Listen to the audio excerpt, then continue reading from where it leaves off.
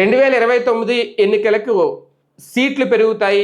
Delimitation bill కనుక వచ్చేస్తే అది 50% పెరుగుతాయా, 50 సీట్లు పెరుగుతాయా, రకరకాల లెక్క అయితే ఉంది. ఏది ఏమైనా 175 కాదు 225 అయ్యే అవకాశం ఉందని ఒక లెక్క.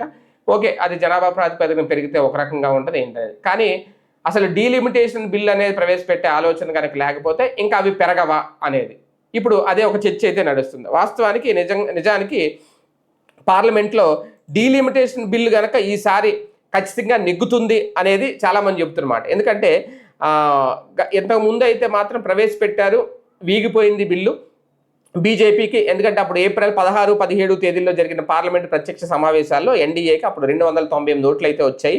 362 ఓట్లకు గాను 64 ఓట్లు అయితే తక్కువ పడ్డాయి. అయితే వాటిని ఈ మధ్యకాలంలో సాధించుకునే పనిలో చాలా వరకు బీజేపీ సక్సెస్ అయింది అనేది కూడా. అలాగే కొత్తగా ఒక 30 మంది దాకా ఎంపీలు బీజేపీకి వివిధ పార్టీల నుంచి చీలి, ఎందుకంటే మొన్న ఆప్ నుంచి వచ్చారు, అక్కడ పంజాబ్ నుంచి వచ్చారు కాబట్టి ఒక రకంగా పరోక్షంగా అందించే సహకారం ప్రత్యక్షంగా కూడా అందిస్తారు.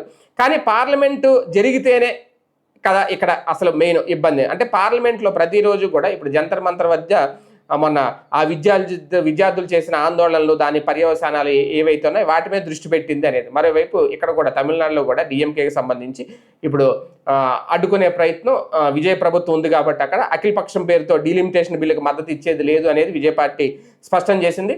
దీంతో డిఎంకేకి కూడా ఇది ఒక ఇరకాటంగా మారిందని చెప్పాలి. అంతేకాదు దేశంలో మారుతున్న ఈ రాజకీయ వాతావరణం, అలాగే ఈ జెన్జీ ఈ ఆగ్రహాల మధ్య డిఎంకే కూడా 1-2 సార్లు ఆలోచించుకుంటుందట. అందుకే అలా ఆలోచించుకునే ఒక రకంగా వెనక్కి తగ్గింది, అంటే వీళ్ళ సపోర్ట్ కూడా ఇవ్వట్లేదు అనేది. ఏదేమైనా ఈ డీలిమిటేషన్ బిల్లుకి కనుక మద్దతు గతంతో పోలిస్తే ఇప్పుడు తగ్గుతోంది, కరువు అవుతోంది అనేది. అందుకే అసలు ముందు వీళ్ళ లెక్క వేసుకుంటారు, ఎవరు మనకి మద్దతు ఉంది, ఎవరికి మద్దతు లేదని.